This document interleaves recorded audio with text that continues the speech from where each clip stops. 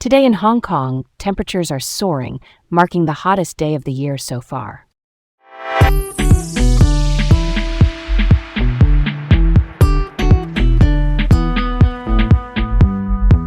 I'm Leah. And I'm Garrett. Welcome to Laid Back Local, the news of the day with Leah and Garrett in Hong Kong. First up, extreme heat hits Hong Kong as temperatures soar. The Hong Kong Observatory, our official weather authority, says we hit 33.7 degrees Celsius on Wednesday, the hottest day so far. A very hot weather warning is in force, and some districts could climb to about 37 degrees by Friday. The observatory points to an anticyclone aloft. That's a high-pressure system sitting above us that traps heat like a lid. At the same time, there's a trough of low pressure pushing towards southern China. Think of that as a belt of unsettled air that can spin up showers and thunderstorms. Bottom line, it's hot now, with a chance of sudden downpours and lightning later. Please stay hydrated, avoid outdoor activities in the peak afternoon hours, use shade and sun protection, and check in on kids, seniors, and pets who are more vulnerable to heat stress. All right, let's roll on. Heat like this sneaks up on you, and I mean, it's not just about comfort, it's public safety. I'd love to see more proactive steps. Quick pop-up cooling stations in busy neighborhoods, extra shade at bus stops, and clear reminders on trains and platforms about heat stroke signs. People still underestimate how fast dehydration hits here with our humidity. Public awareness pushes, even short messages in lifts and lobbies can save lives. Next up, private tutor, sentenced to jail for child molestation in Hong Kong. Police in the court identified the tutor as Nung Tin Yu, age 24. He's been sentenced to 4.5 years in prison for repeatedly molesting a 7-year-old boy at the child's home in Kowloon City. The family had set up a camera in the bedroom. Those recordings led to his arrest and the conviction. Here's an important point. Hong Kong expanded its conviction record check scheme in 2024. That's a government-run background check with the person's consent, meant to flag certain past convictions for roles involving children or the vulnerable. Despite that, Nong's earlier offenses weren't detected before these incidents. Court records note he had prior convictions for indecency involving minors, including as a teenager, which raises real questions about how effective background screening is for private tutors and what its scope covers. That's close to the heart of it. Parents should be able to trust the people teaching their kids, full stop. Real talk. This is infuriating. If the check is there to prevent exactly this, why didn't it catch those prior offenses? And beyond the paperwork, we need stronger safeguarding basics. Lessons in common areas, doors kept open, and parents dropping in unannounced from time to time. It's simple, but it helps. Yeah, that's a solid point. As for the why, officials haven't laid out every detail. In general, these checks rely on the person's consent and the exact categories of records that can be disclosed. Sometimes juvenile convictions are handled differently. Either way, this case shows a gap that, honestly, needs reviewing fast, so families aren't left exposed. Next up, police investigate concealed blade found on Hong Kong City Bus.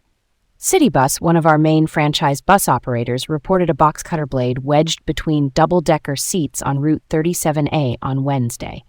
Police seized the blade and are treating it as attempted wounding with intent. In simple terms, that's a serious offense suggesting someone intended to harm. This comes right after another passenger on a different city bus route was pricked by a sewing needle. Authorities are urging vigilance. Give your seat a quick scan before you sit, and if you spot anything suspicious, tell the driver or call 999 immediately. Quick reporting helps police trace patterns and act faster. Speaking of which, I'm down for tighter security sweeps, random inspections at depots, clearer guidance to drivers on rapid reporting, and making sure CCTV coverage is solid on upper decks. Swift moves here matter. If these incidents are copycats, a fast public response can shut it down before it spreads. Passengers deserve to feel safe on the commute. Full stop. Next up, Hong Kong targets Central Asian listings to boost market liquidity. HKEX, the Hong Kong Stock Exchange, led by CEO Bonnie Chan Yiting, is pitching Hong Kong's deep liquidity to companies in Central Asia. Deep liquidity just means there are lots of buyers and sellers. Trades can happen quickly without big price swings. The city is courting secondary listings. That's when a company already listed at home adds a listing on another exchange to reach more investors. A delegation headed by Chief Executive John Lee Kachu is slated to visit Kazakhstan and Uzbekistan in early June. Quick context. Kazakhstan is Central Asia's largest economy, with GDP around $303 billion last year. There's recent financial momentum too. The Development Bank of Kazakhstan issued a 2 billion yuan bond in Hong Kong last September, and Jiaxin International Resources is dual-listed here and in Kazakhstan. Tighter ties, including through Belt and Road projects, could give more regional firms a Hong Kong gateway to global capital. That's a story worth telling. Diversifying, which just means not putting all our eggs in one basket, is smart for a financial center. If Central Asian firms view Hong Kong as the place to raise funds and trade, that's fresh deal flow and more investor choice. The visit next month will be a good test. Set the tone now, then follow through with real listings and investor education on those markets. Last up, Hong Kong surpasses Switzerland as premier global wealth hub. Boston Consulting Group, a major strategy firm, reports Hong Kong is now the world's largest cross-border wealth hub. Cross-border wealth means assets that people or institutions park outside their home country. As of 2025, the total parked here reached about $3 trillion. BCG points to a surge in IPOs, which are first-time stock listings, and strong capital inflows from mainland China. Over the past 3 years, deregulation across equity and debt financing, plus commodity trading, has made our financial market friendlier to cross-border investors. Hong Kong's multi-asset platform, meaning you can trade many types of investments under one roof, helps anchor that position. Yeah, that checks out. It's a big signal that global money trusts the system here. But it also raises the bar on keeping standards tight, robust compliance, clear disclosures, and investor protections.